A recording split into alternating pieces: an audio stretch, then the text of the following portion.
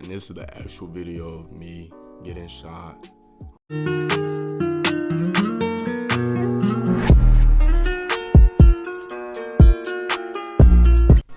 What's up, Flow Gang? Welcome to a sad, but it's sad, but it's a banger though. Welcome to a sad banger. You feel me? We have a story time. Yeah, I got some cooking up for y'all. This story time when I died, when I got shot in the back of my head, all that. We gonna start it off real simple. You feel me? I got shot July 28th, 2019. I think like 11. It was either 10, 11, 12, or 1. In between them. It was me and my, I think like 6 homies, right? We was on our way. We was finna go to a party. So keep in mind, we finna go to a party. And my bad if y'all hear that. If y'all hear them ghetto black people in the background. So we was finna be on our way to a party. So we had to go to the little gas station, G station. You feel me? Had to go to the G station, get us some Dutch. No, I don't even smoke. But we had to go to the gas station to get us a little slushy, some slushies and stuff like that. So we all up in this I think, what is it, Pathfinder or something? I think it's like it was a Pathfinder or something like that. So we boom all get in the Pathfinder. It's like 7 of us in a 5-seater. You feel me? Pathfinder. Bad. That was a bad idea. So we on our way to the we finna be on our way to the party. So it's my homie driving, my other homie, and it's 1, 2, and then it's like me and then other people. We was packed like sardines in them. So boom, we start to be on our way to the party. Now keep in mind, I'm in the back seat, and I'm on my phone just cooling. You feel me? I'm finna pull some beefies at the party. Pull some beefy bonds. You feel me? Grip some beefy bonds. Nah, but we was finna we on our way to the party. I'm on my phone, texting my people, just like how I'm finna go to this party, pull up, stuff like that. And I just hear some people yelling, some people screaming. It's a female and a dude screaming, and we on the way to the party. So, I look to my right, and I just see, some dude and some girl screaming. It was a whole bunch. It was like 10 dudes, 5 girls, whatever. I'm just looking. I'm like, they ain't talking to us. Ain't none. Let's go to the party. So we at a stoplight, and keep in mind, I'm on my phone.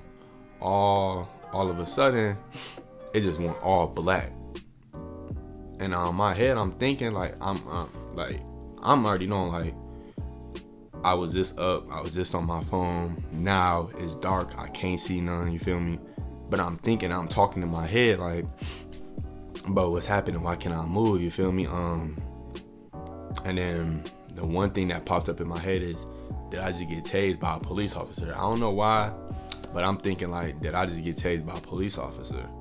So a couple seconds later, I come to, and my homie said they drove around the corner.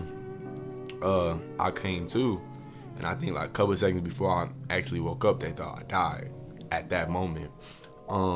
So they screaming, sir, trying to push, wake me up, like, and they thinking I'm dead because they start seeing the blood.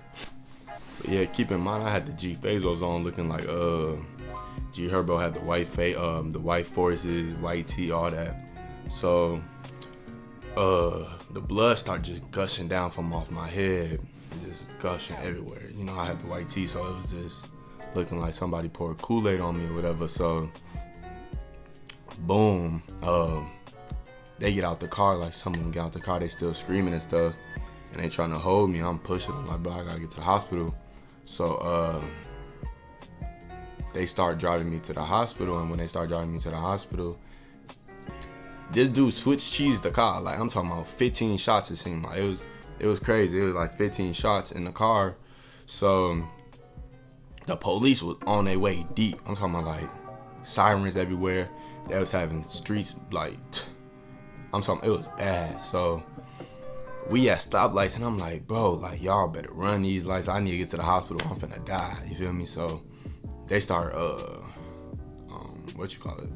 They start mashing, they start running lights, all that. So I'm like, all right, bet, y'all, for sure. And then we stop at this one light, and I'm like, bro, if you don't drive past this light, bro, I need my ones for real, cause like, man, it was bad. Like, my whole jaw started locking up, like my whole right side started just ringing, cause I got shot in the right in the back of my right side. So everything started ringing. My whole jaw started locking up. I just started tasting my blood, like for real. Like, even though I had the little a hoodie strapped up against my head, against the gunshot wound, it was still leaking. It was still, I was still tasting it. I was still hearing ringing in my ear. And now keep in mind, every single second it started getting worse. And I was talking about the ringing.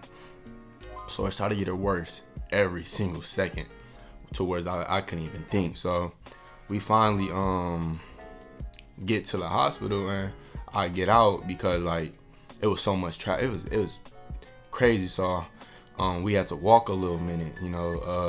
They got me out the car. I'm walking into the hospital, and I can remember I'm holding my homies.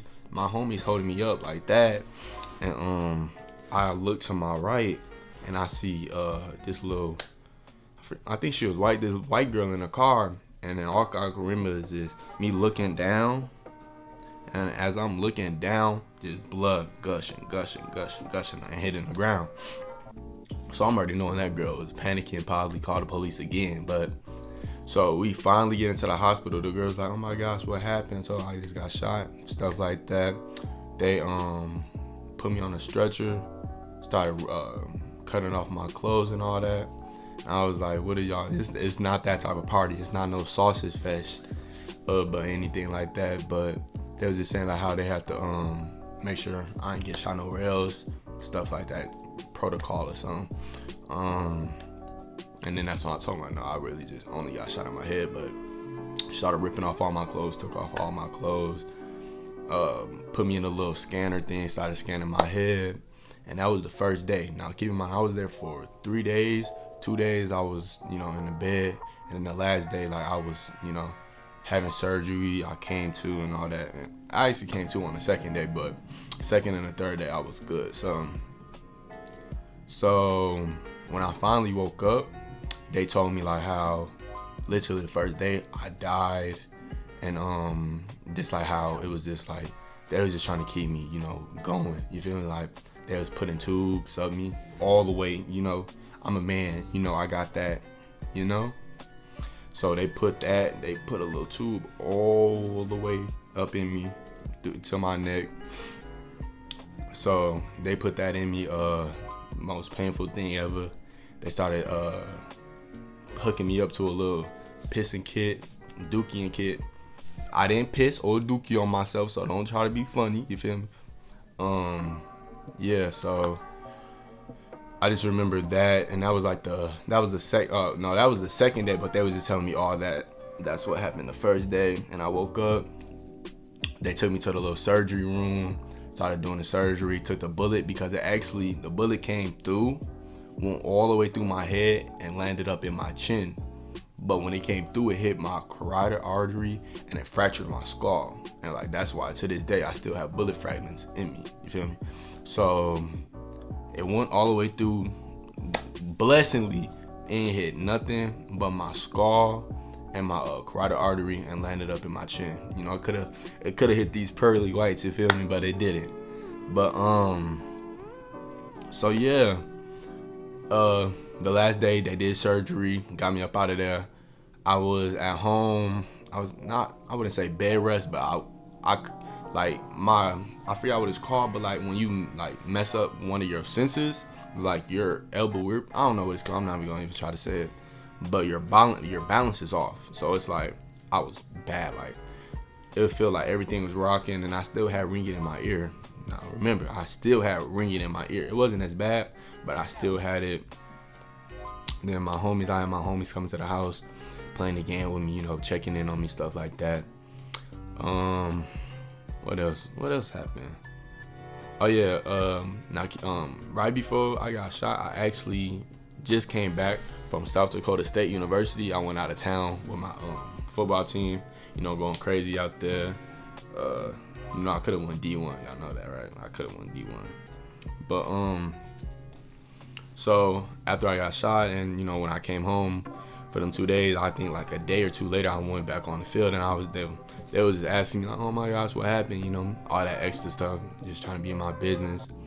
I just, I was telling them what it is, what happened, and stuff like that. Hoping I was gonna get back on the field, but I guess it was just like, a liability. If anything happened, like they would have been at a liability. We could have sued them and stuff like that. So they didn't want to take the risk on letting me play for real. They just was letting me play special teams, and I was rocking stuff. They was letting me play special teams. I was really rocking people, but I'm not no special teams player, so I just quit. But that's another story time for another place. Let me know if y'all need, y'all know y'all want a story time on why I quit and all the extra stuff, how I transferred and stuff like that.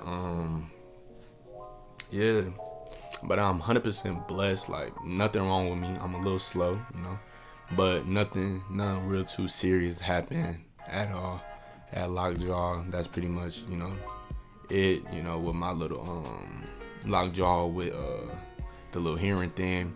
But other than that, I was smooth.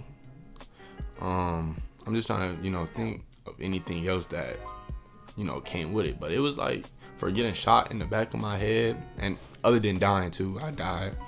But other than that, I was straight, for real. I was, I learned a lot of lessons because of it. Honestly, learned a lot of lessons.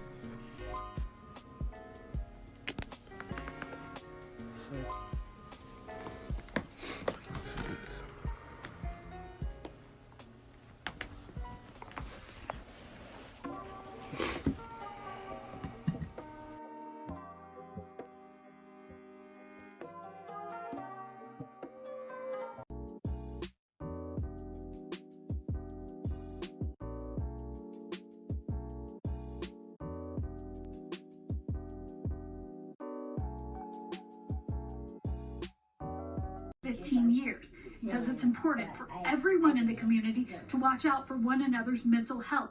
He says his own has been tested. Sometimes people think we as pastors and preachers, like we're robots, and I guess we have no feeling, we're just doing our job.